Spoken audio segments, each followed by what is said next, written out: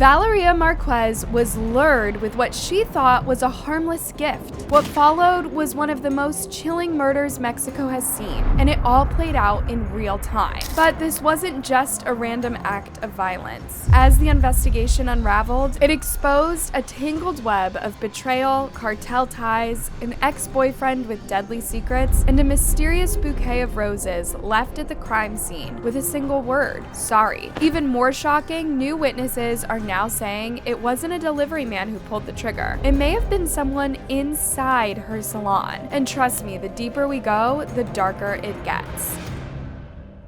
It all started on the afternoon of May 13th, 2025. Valeria Marquez, a 26-year-old salon owner and influencer based in Guadalajara, Mexico, received a strange call from her friend, Vivian De La Torre, who, by the way, is also an influencer in the same circle. Vivian sounded concerned. She told Valeria that a courier had just shown up at her beauty lounge, Blossom, located on the outskirts of the city, with an expensive gift meant just for her. But here's the thing. The delivery guy refused to leave the package. He said Valeria had to come receive it herself in person immediately. Right away, that is a red flag. That is not how couriers operate, especially with influencers who get PR packages all the time. But it only gets weirder. Valeria, clearly confused and a little on edge, jumps on a live stream and starts venting to her followers. She's trying to make light of it, but her nerves are showing, and then she says something that feels like foreshadowing in a horror movie. Why didn't he just drop it off?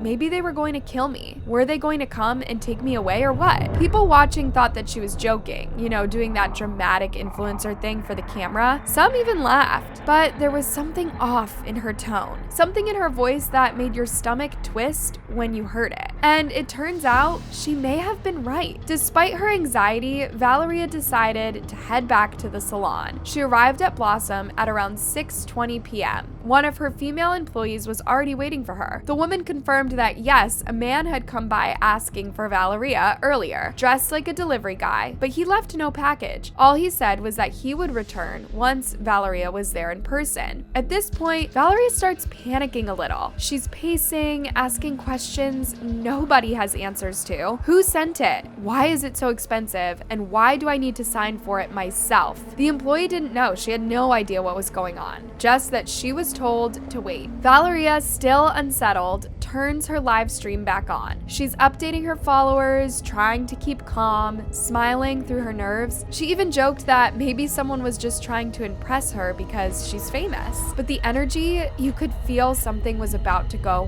horribly wrong. At 6:30 p.m., just 10 minutes after she got to the salon, Valeria is still on live stream when a motorcycle pulls up outside. Two men are on it. One of them, again wearing a courier uniform, walks into the salon. Valeria glances at the door, and with an eerie calmness, she says, "They're coming." Then a man's voice is heard off camera asking in Spanish, "Are you Valeria?" She answers, "Yes." And then, for reasons we may never understand, she reaches forward and mutes the stream. What happens next is not captured by sound, but what viewers see those next few seconds would haunt them for the rest of their lives. You don't see the shooter, but suddenly Valeria's body tenses. Her hands clutch her chest, and then she collapsed, just like that. According to eyewitnesses, the man dressed as a courier had pulled out a gun and fired 3 times, hitting her once in the chest and once in the head. Valeria didn't stand a chance, but the coldest detail, the shooter didn't panic. He didn't run. He calmly stepped back, bent down, picked up one of the shell casings from the floor, and walked out the door. Outside, the motorbike was still running. He hopped on and vanished. But then came the moment that made everything feel even colder, because right after the shooting, just seconds later, a woman walked into frame, casually reached for Valeria's phone, and turned off the live stream. No screaming, no trembling, no visible panic. She moved like someone who hadn't just watched a murder happen right in front of her, and that was deeply unsettling. Moments later, police and paramedics rushed to the scene, but it was already over. Valeria Marquez, just 26 years old, was pronounced dead at the scene. When the live stream first went dark, the internet didn't panic. Not yet. The initial comments were full of confusion. Most people thought it was a prank or maybe one of those viral skits. But then the mood shifted. And as the reality sank in that what they had just witnessed was real, confusion turned into horror. Because this wasn't a stunt. It wasn't a setup for content. It was a cold-blooded execution. And then came the questions. Who sent the gift? And who was that woman who stepped into the frame seconds later and calmly turned off the camera like nothing had happened? It was chilling, like someone wanted the public to see just enough, but not too much. Now, although TikTok moved fast to take the video down, it was already too late. Several viewers had saved it, and it was already spreading across social media like wildfire. Frame by frame, people zoomed in, slowed it down, analyzed every flicker of movement, and one detail stuck out almost immediately. The man asks her, "Are you Valeria?" He didn't know her. This wasn't personal. It wasn't a crime of passion. It was a hit. Someone sent him there specifically to take her out. But that led to the biggest question of all. Why? Because let's be honest, this wasn't some whistleblower. She wasn't in politics. She didn't speak out against cartels or corruption. No, Valeria was an influencer. Her content, beauty tutorials, styling tips, soft glam looks. On the surface, she wasn't the type of person you'd imagine would have enemies, let alone someone who would be targeted like this. And yet, someone clearly wanted her gone. So naturally, the speculation started, fast and loud, and one name started popping up again and again. Vivian de la Tour. Vivian wasn't just another influencer. She was Valeria's best friend, someone who fans had grown used to seeing by her side, laughing, posing, doing little BFF skits. But more importantly, Vivian was also the one who told Valeria to expect a gift that night. According to Valeria herself, during the live stream, she had been planning to link up with Vivian later, and she had casually mentioned that her friend had promised to send her something special. That's why she was back at the salon in the first place. She was waiting. And when everything happened, when the so-called courier showed up, people started putting two and two together. The internet lit up with the kind of suspicions that don't go away quietly. Did Vivian know something? Was this part of a setup? Some people jumped to accuse her directly, suggesting she orchestrated the whole thing, either out of jealousy or some deeper motive. Others took a softer approach, suggesting that maybe she had been manipulated herself, a pawn in a larger, more twisted plan. Then, less than 24 hours after Valeria was killed, Vivian posted a tribute online. It was emotional, raw, the kind of thing you would expect from someone grieving. She called Valeria my girl. She said she'd love her forever. But instead of comforting the internet, the post only added fuel to the fire. People started questioning the timing, the tone, the intention. Was it genuine or was it damage control? Rumors started swirling that Valeria and Vivian weren't exactly on the best of terms. Some even claimed the two had fallen out before, badly, that Vivian had once threatened Valeria and even talked about hurting her, and that whatever tension had been brewing between them, it was only smoothed over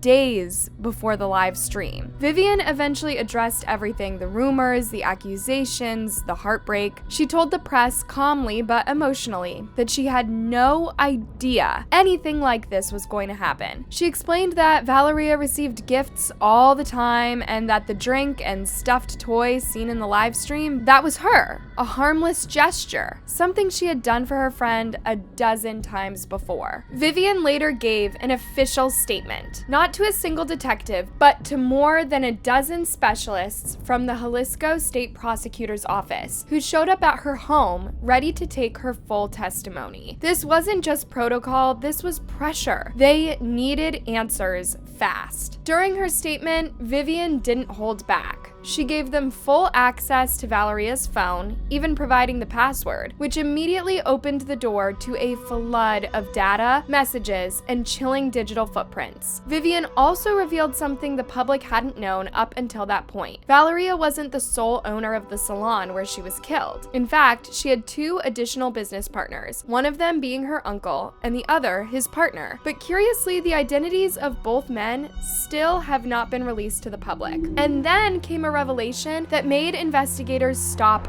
cold. The security cameras in the salon, they weren't working. That meant no footage of the shooter, no license plates, no timeline, nothing. Whoever planned this knew exactly what they were doing. Because without working cameras, it would have been much easier for the killer to walk in, do what he came to do, and vanish, without leaving behind a single trace of his face or his movements. But even with all of the suspicion surrounding her, all the theories swirling online about jealousy, betrayal, and setup, police came to a sobering conclusion. Vivian wasn't involved. She hadn't plotted anything. She wasn't an accomplice. She was simply a friend who had been used strategically and without her knowledge to help make everything seem normal that day. But if you've spent even a minute online after this story broke, you know that official explanations don't always calm the crowd. Because once suspicion creeps in, especially when it's tangled up with grief, confusion, and a public sense of betrayal, it tends to linger. And that suspicion quickly turned towards someone else, the salon employee who was on site the night Valeria was murdered. Viewers of the live stream noticed that just as Valeria collapsed, that employee was standing just a few feet away. And after the gunshots, she didn't scream. She didn't run. She didn't call for help right away. What she did do was immediately grab Valeria's phone. That single moment ignited a storm of online speculation. Was she helping or hiding something? Some wondered if she tried to stop the stream before too much got out, or worse, delete evidence. Others questioned whether she might have been involved or forced to play a role. Her oddly composed demeanor raised questions. Was it shock or strategy? Then came a twist that no one saw coming.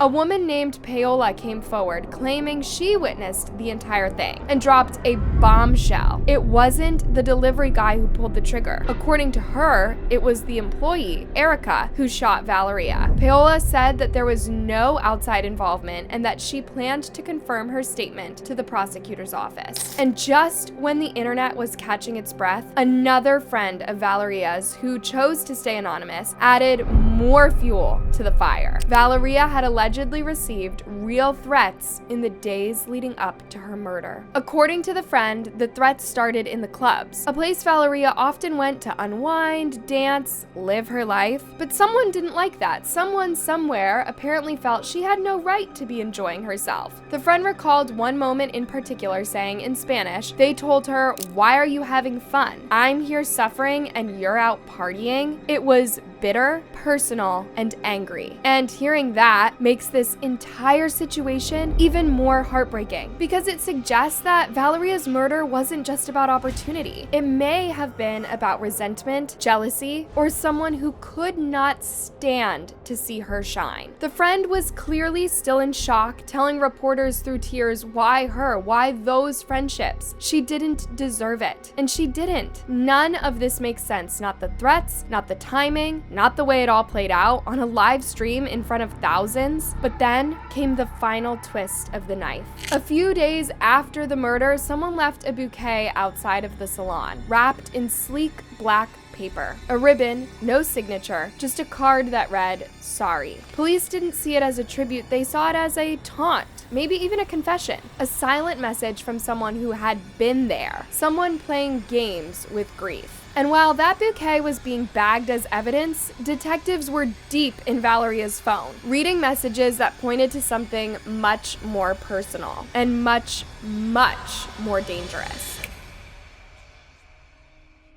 Valeria had recently been receiving a string of threatening messages filled with rage, desperation, and that eerie tone others use when they feel power slipping away. The most disturbing ones came from a contact simply saved as Ricardo. And the messages, they read like a psychological thriller. "You haven't seen the worst of me. You're forcing me to do things I don't want to do." But Valeria didn't stay silent. She clapped back with fierce energy, telling him to get lost, even warning, "You'll remember me." The entire exchange painted a picture of escalating rage, threats turning into promises, and police started asking, who exactly was this Ricardo? When they ran the name, what came back shook even the most seasoned officers. Ricardo Ruiz Velascal, aged 35, also known by his street name El Dol R. This wasn't just an ex-boyfriend. This was a high-ranking figure in the Jalisco New Generation Cartel, one of Mexico's most dangerous and violent criminal organizations. Ricardo wasn't just known, he was feared, connected to multiple murders and kidnappings, always one step ahead of arrest thanks to cartel protection, and at some point, he'd crossed paths with Valeria. It all started over a year ago at a glamorous entertainment event in Guadalajara. Ricardo, captivated by Valeria's beauty and rising fame, did what men like him always do,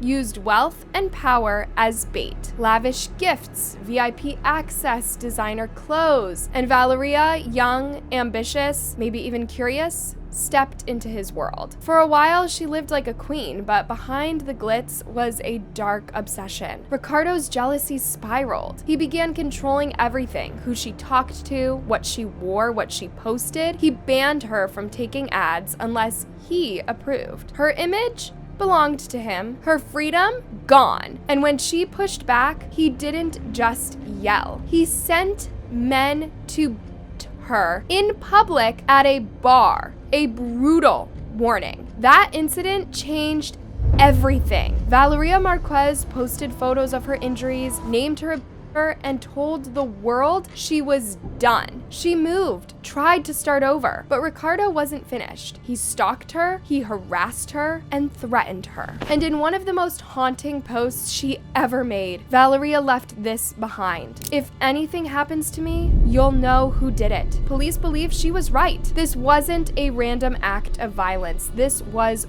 personal, a premeditated hit fueled by control, jealousy, and possibly something much darker. Because here's the chilling theory: Ricardo isn't just an abusive ex. He was a wanted criminal. Authorities suspected that Valeria might have known more than she ever let on. Not just about him, but about what he was really involved in. To someone like Ricardo, Valeria wasn't just an ex-girlfriend, she was a liability. And when she started reclaiming her life, living boldly, fearlessly, and publicly again, that might have been enough to seal her fate. Authorities quietly issued a warrant, but moved in silence. Ricardo wasn't just a domestic abuser, he was cartel. Every step had to be calculated. But secrets don't stay buried long in Mexico. Investigative journalists broke the story wide open. Ricardo Ruiz Velasco was now the prime suspect. This wasn't influencer drama, this was a high-level execution with ties to Mexico's deadliest organized crime networks. But let's rewind for a second. Valeria Marquez wasn't just another influencer. Born in 2001, she had that magnetic energy, the kind of beauty that turned heads, but it was her confidence that truly stopped people in their tracks. In 2021, she won Miss Rostro, and just like that, she was off. Modeling gigs, brand deals, TikTok glam tutorials, but always with a down-to-earth vibe that made followers feel like friends. By 2024, she had built a loyal audience of over 380K and opened her own salon, Blossom the Beauty Lounge. It wasn't a vanity project, it was her passion, a full-service beauty hub that she built from scratch. And then, just like that, she was gone. Authorities were quick to call it what it was: femicide, a brutal reminder of the violence women in Mexico face every single day. According to the UN, 10 women or girls are murdered daily, most by someone they know. But in Jalisco, where Valeria was killed, those numbers are even worse. Over 900 homicides since October 2024. And that is not a typo. But Valeria's death, it wasn't just another statistic. This felt calculated, symbolic, a message, even if we don't know who it was meant for. Because let's not forget Blossom, Valeria's pride and joy, sat right in a hot zone, a region controlled by organized crime, cartel turf wars, and political corruption. And just months before her murder, a cartel training camp was uncovered less than an hour away. So when Ricardo's name surfaced, no one was shocked. He was already on police radar and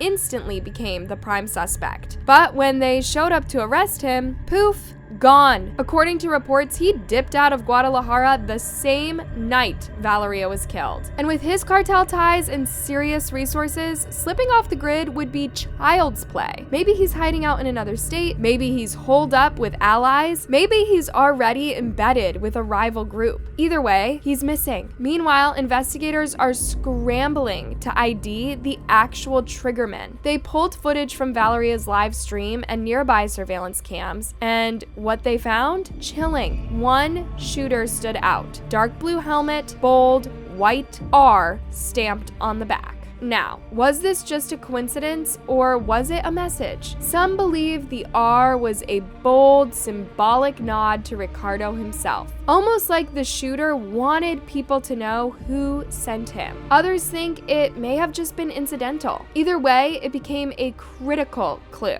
Investigators began collecting CCTV footage from all routes leading to and from the scene, hoping to track the motorcycle's movements and eventually identify where the shooter may have gone. And just as authorities were chasing leads on the ground, a whole other storm was brewing online. In the days following Valeria's death, social media exploded. Most people expressed heartbreak, outrage, and a demand for justice. But then came the dark side, the victim blaming. Commenters began resurfacing Valeria's old photos, her glamorous lifestyle, her relationship with Ricardo, and twisted the narrative into something horrifying. They implied that she was responsible for what happened, that by dating a cartel boss, by posting thirst traps, by living too loudly, she somehow invited her own death. Let's be clear, this is not just wrong, it's dangerous. And sadly, it is far too common, especially in countries like Mexico, where femicide has become an epidemic. This kind of victim blaming is part of the very culture that keeps women from ever coming forward, from escaping dangerous men, or from ever seeing justice. Valeria's supporters pushed back hard. They flooded platforms with reminders that no woman deserves to be murdered for who she loved or how she lived. They demanded the conversation shift away from judgment and back to accountability. They asked the world to remember what really matters: finding the killer or killers and holding them accountable. As of May 29th, no arrests have been made. The investigation is still active, but there are still more questions than answers. Still, people are holding on to the hope that justice will come and that Valeria's story won't just be another tragedy, but